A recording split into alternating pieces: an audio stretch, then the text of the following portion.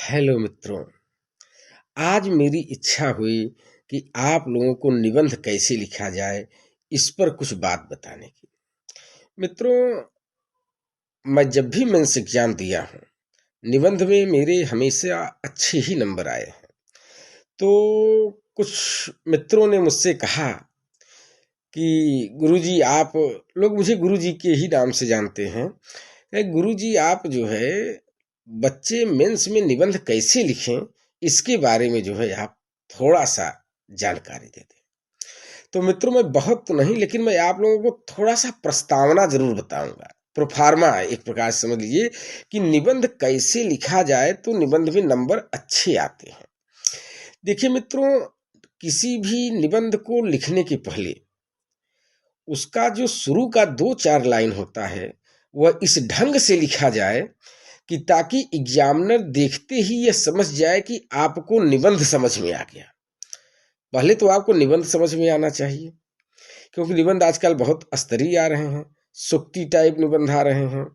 कुछ सरल भी निबंध आते हैं। तो मित्रों, आज हमारा उद्देश्य सिर्फ न कठिन निबंध और न ही सरल निबंध के बारे में चर्चा करना। बस मेरा निबंध के बारे में सिर्फ आप लोगों को इतना बात बताना है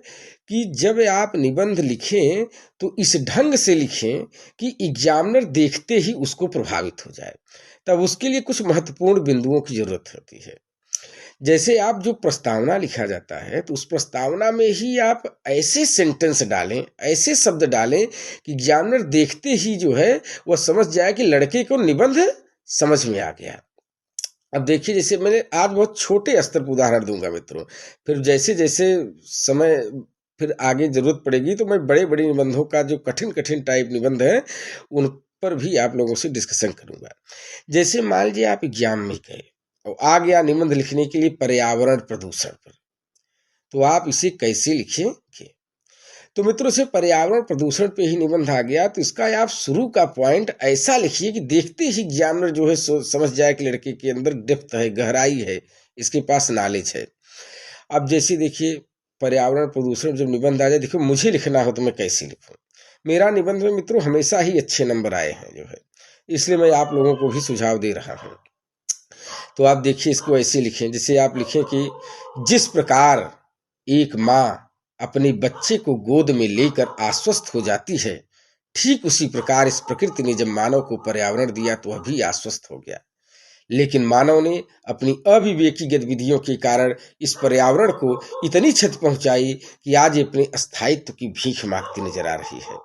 और मानव प्रकृति से कह रही हो, अब नीचे एक हाइफन का चिन्ह, सामने हाइफन का चिन्ह या डैश का चिन्ह लगाते हुए आप यह बताइए, जैसे उसमें कुछ भी आप गीत, गजल, कविता, तुलसीदास की कविताएं, रामचरितमानस की कविताएं, जो भी सुटेबल बैठे उसको आप लिख सकते हैं। अब जैसे आप ये भी लिख सकते हैं हिंदी कविता में कि छाया मत छूना मन होगा दुख दूना, या गजल में आप गुलाम अली की गजल भी लिख सकते हैं कि चमकते चाँद को टूटा हुआ तारा बना डाला, या लिख सकते हैं कि जो है कितना टूटा हूँ कि छूने से बिखर जाऊंगा, अब अगर और दुआ दोगे तो मर जाऊंगा। फिर उसके बाद मित्रों आप यह आगे जो है बढ़िए, फिर बताइए पर्यावरण किसे कहते हैं। जैसे परि माने चारों तरफ, आवरण माने घिरा हुआ, जो चारों तरफ घिरा हुआ, फिर पर्यावरण के बारे में कुछ बताइए आप। फिर पर्यावरण में प्रदूषण कैसे होता है इसके बारे में बताइए, जल प्रदूषण, मृदा प्रदूषण, वायु प्रदूषण, जो है तमाम प्रकार के जो गैसों की वजह से, शीशा की वजह से, जो मतलब जितनी भी प्रकार की चीजें प्रदूषण जिससे भी पैदा होता है जो है, उसके बारे में आप जानकारी दीजिए। फिर उसके बाद आप ये बताइए कि भारत ही नहीं अपितु विश्व स्तर पर पर्यावरण प्रदूषण को दूर करने के लिए कई प्रकार के उपाय किए गए। अब भारतीय संविधान में जैसे किन किन अनुच्छेदों में जो है पर्यावरण प्रदूषण को दूर करने की बात की गई है। फिर उसके बाद आप जो है वहाँ बताइए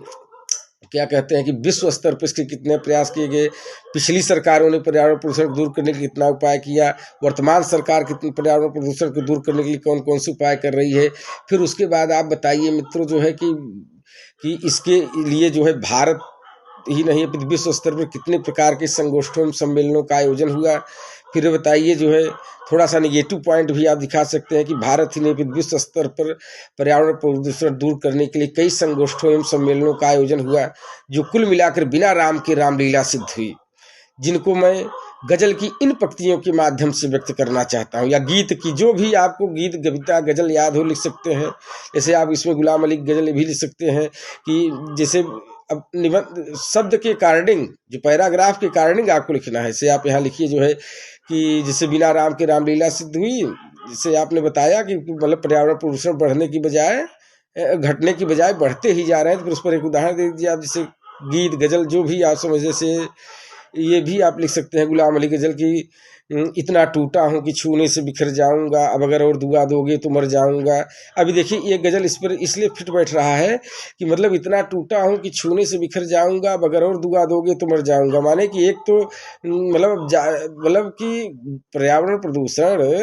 घटने के बजाय जो बढ़ता ही जा रहा है, इस पर यह गजल फिट बैठेगा। फिर आगे आप ये दिखाइए जो है कि देखिए यदि भारत ही नहीं है विश्व स्तर पर, कंक्लूजन पॉइंट है कि भारत ही नहीं है विश्व स्तर पर पर्यावरण प्रदूषण को दूर करने का प्रत्येक मानव अपनी नैतिक जिम्मेदारी ले ले, तो किसी संगोष्ठों एवं सम्मेलनों की जरूरत नहीं, अपने आप जो है स्वच्छ प्रदूषण मुक्त विश्व का निर्माण हो सकेगा, जिनको मैं गजल की इन पंक्तियों के माध्यम से व्यक्त करना चाहता हूँ, या गीत की इन पंक्तियों के माध्यम से, जो भी आपको याद हो, कविता की इन पंक्तियों के माध्यम से आप लिखते हुए आप ये बताइए कि जैसे आप लिख सकते हैं कि अपना गम लेके कहीं जाया न जाए, घर में बिखरी हुई चीज़ों को सजाया जाए, जिन चिरागों को हवाओं का कोई खौफ नहीं, उन चिरागों को हवाओं से बचाया जाए, अपना गम लेके कहीं जाया न जाए।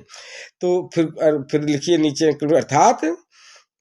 जो है यदि फिर वही कंक्लूजन पॉइंट, मतलब कि किसी संगोष्ठों सम्मेलनों की जरूरत नहीं,